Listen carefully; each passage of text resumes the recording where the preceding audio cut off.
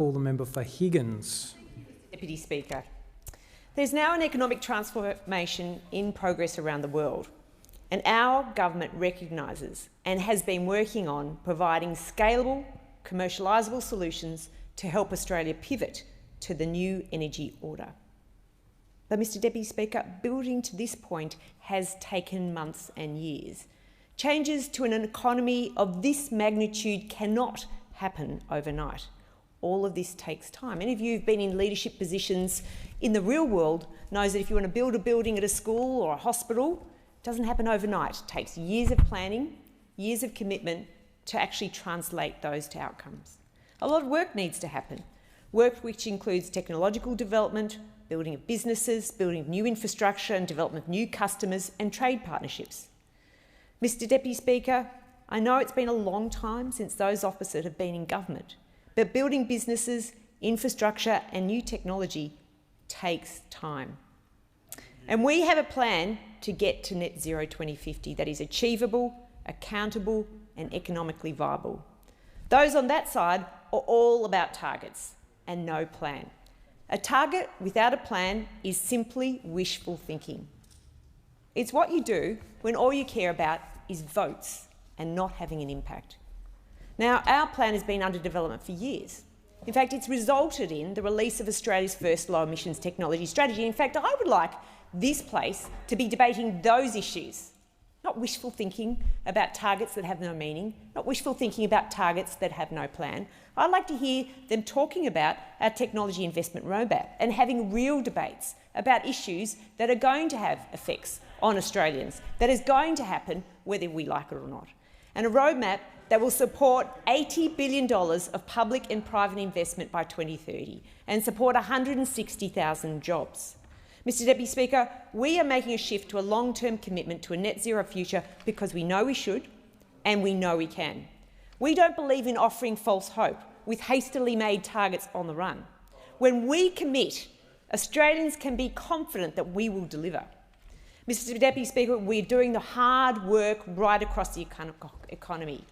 Energy, transport, manufacturing, agriculture. We have been clear that we will continue to invest in record amounts in renewables, in the highest solar uptake in the world.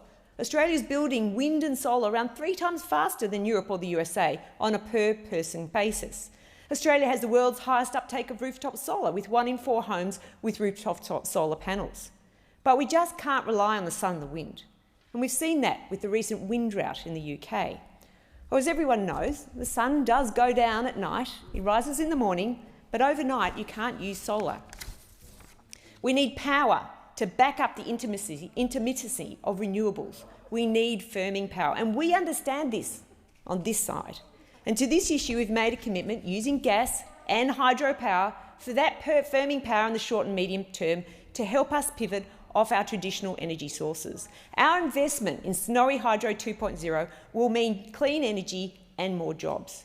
Tassie's leading the way with its wonderful hydropower, which has more than enough not only to help itself, but also to help mainland Australia. And we will make that happen. We will make Tasmania the battery of the nation through development of the Marison Link.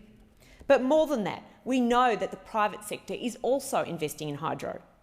We know through the Clean Energy Finance Corporation, the world's largest government-led green bank, and ARENA, we're investing in scalable, commercial, clean tech solutions to fuel our manufacturing, ag and export sectors.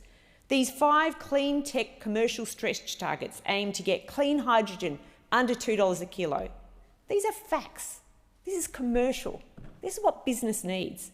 We're looking for electricity from storage for firming under $100 per megawatt hour. We need green steel production under $900 per tonne and low emissions aluminium under $2 per tonne. We need carbon capture and storage under $20 per tonne of CO2 and soil carbon measurement under $3 per hectare. Mr Deputy Speaker, the significant amount of work from this government to build a plan for our future has reached a momentous point, not only for our environment but for our economy. And I'm proud to say that since day one in this place, I've been working very hard every day inside the government. And in fact, in my first speech, I said climate change is real and affects us all. It's not just an environmental imperative act, it's an economic one. Thank you, Mr Deputy Speaker.